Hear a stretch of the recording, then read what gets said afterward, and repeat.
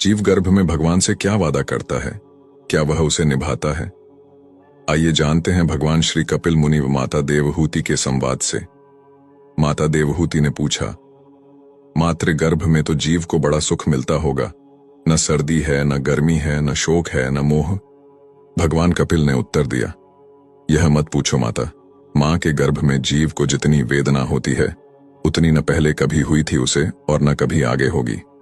गर्भवास समम दुहकम न भूतो न भविष्यति। इतना कष्ट होता है। हजारों छोटे छोटे जीवाणु कीटाणु जो मातृ गर्भ में पलते हैं, ये जीव के कोमल त्वचा को काटते हैं। जीव तड़पता है, बिलखता है, पर वहां कौन सुने? यदि मां चटपटी वस्तु का सेवन कर ले तो इसको कष्ट होता है। मां कभी गर्म वस्तु का सेवन कर ले तो इसे दुख पहुंचता है। 7वां महीना आते ही जन्म जन्मांतर के कर्म इसको याद आते हैं और भगवान की स्तुति करने लगता है। तस्योपसन्नम वितु जगदिच्छयातना नातनोर्भुवि चल्ल चरणारविंदम। अर्थात परमात्मा से कहता है कि हे भगवान, एक बार मुझे इस गर्भ से निकालो, गर्भ से बाहर करो प्रभु। आपका ऐसा भजन करूंगा कि फिर कभी गर्भ में नहीं आना पड़े। भगवान कहते हैं, तुम गर्भ में ही स्तुति करते रहो, बाहर आते ही इस कष्ट को तुम भूल जाओगे। जीव कहता है, सत्य कहता हूं, एक बार गर्भ से बाहर निकाल कर देखो, मैं तुम्हें कभी नहीं भूलूंगा। बड़ी बड़ी प्रतिज्ञाएं करता है। 9वां महीना पूर्ण हुआ, 10वां मास आरंभ हुआ और जैसे ही प्रसव की वायु का वेग आया, जीव मातृ गर्भ से तुरंत संसार में आ जाता है। जीव संसार में आते ही प्रभु को भूल जाता है और भक्ति रहित कर्म करके दुख भोगता है। गुरु साधु शास्त्र अनादिकाल से कहते आए हैं, हरि का भजन करो, हरि है तुम्हारा। बाकी तो सब तो झूठ है, फरेब है, धोखा है। बुद्धिमान व्यक्ति ही हरि भजन कर सकता है।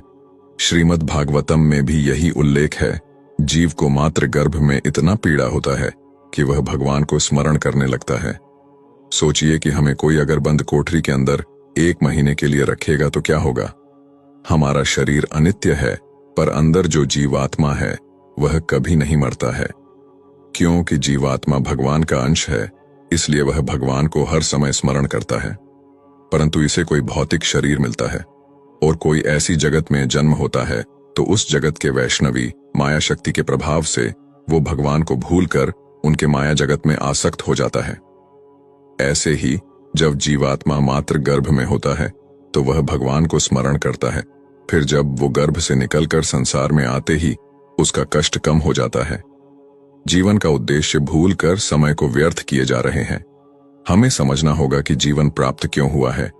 यदि समय रहते समझ जाएंगे तो उचित ही है, नहीं तो इसी धरा पर प्रेत बनकर घूमना होता है। फिर भटकते रहते हैं और जीवित परिवार के सदस्यों से उम्मीद रखते हैं कि मृत्यु उपरांत वो हमें समय समय पर भोग तर्पण आदि द्वारा देंगे। लेकिन आज समय बदल गया है। आज का मनुष्य तो जीवित माता पिता को सही से नहीं रखता है। मरने के बाद तो कहां से कुछ करेंगे। इसलिए हमें अपनी यात्रा को इस प्रकार बढ़ा देना चाहिए ताकि मरने के बाद भी किसी की सहायता की आवश्यकता ना पड़े। मृत्यु के बाद यदि अपने ही घर में प्रवेश करने का प्रयास करोगे तो आपके ही परिवार के लोग किसी तांत्रिक से बंधवाकर भूमि में दबवा देंगे। फिर अनंत काल तक मंत्र बंधन में पड़े रहोगे। धन के साथ वो कर्म धन भी अर्जित करे जो मृत्यु के बाद काम आने वाले हैं। मृत्यु के बाद भी जीवन होता है, इसे कोई नकार नहीं सकता। भागवत गीता में भी प्रेतों का वर्णन है। इस दिव्य ग्रंथ में कर्म से संबंधित फल का विस्तार से वर्णन किया गया है। आज समय है, कल तो मात्र पछतावा है।